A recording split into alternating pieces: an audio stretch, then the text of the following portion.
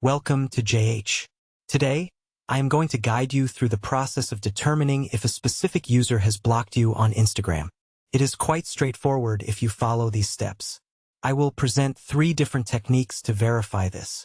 It is crucial to test all 3 methods because a single failure could just be a temporary Instagram glitch. By checking every method, you can be certain whether you have actually been blocked.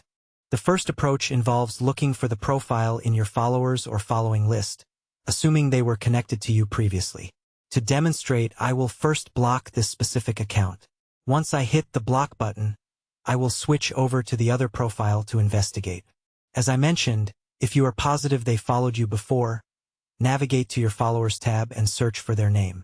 If they no longer appear in that list, it serves as your first sign that a block may have occurred. The second strategy is to use the search bar within the app. Head over to the search section and enter the exact username. In my case, the name might appear in recent history, but when I tap on it, Instagram will struggle to load the profile. Even if you filter the results to show only accounts, the system will fail to locate them. This inability to find a known account is a strong second indicator of being blocked. However, to be absolutely sure, you must try the third method, as search errors can sometimes happen. For this final check, open a web browser like Chrome. In the address bar, type instagram.com followed by a / and the person's specific handle.